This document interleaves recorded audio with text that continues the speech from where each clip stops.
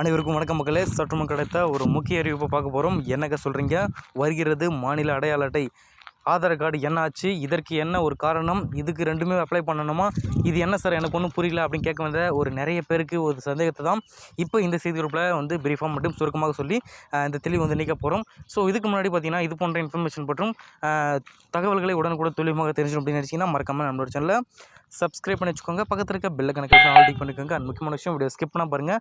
அப்போ தான் நான் சொல்கிற தகவல் என்னன்ட்டு உங்களுக்கு வந்து முன்மைச்சு. இப்போ வாங்க வீடியோக்குள்ளே போகலாம். குறிப்பாக இந்த செய்தி குரூப்பில் என்ன சொல்ல வராங்கன்னா, குறிப்பாக நம் நாட்டு குடிமக்களுக்கு ஆதார் என்ற அடையாள அட்டை வழங்குகிறது மத்திய அரசு. இதை போலவே மாநிலங்களில் வாழ்பவர்களுக்கு தனி அடையாள அட்டை வழங்க வருகிறது.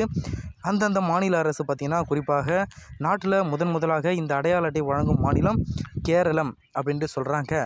விரைவில் மக்கள் பயன்பாட்டுக்கு வர இருக்கிற இந்த அட்டையில் ஒருவரை பற்றிய அனைத்து தகவல்களும் இருக்கும்.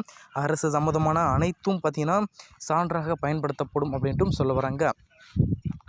ஸோ அதன் பொருத்தப்பட்டில் பார்த்திங்கன்னா ஒருவரை பற்றிய அனைத்து தகவலும் இந்த தகவலில் இருக்கும். அதன் மேற்படி பார்த்திங்கன்னா அரசு சம்மந்தமான அனைத்து சான்றாக பயன்படுத்தப்படும் இந்த அடையாள அட்டை தான் பார்த்திங்கன்னா ஒரு நேட்டிவிட்டி கார்டு என அழைக்கப்படுகிறதாக சொல்ல வராங்க.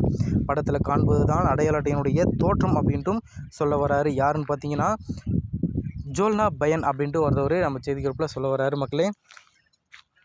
ஸோ இதனால் என்ன சார் பிரச்சனை அப்படின்னு கேட்க போனீங்கன்னா ஒன்றும் பிரச்சனை கிடையாது.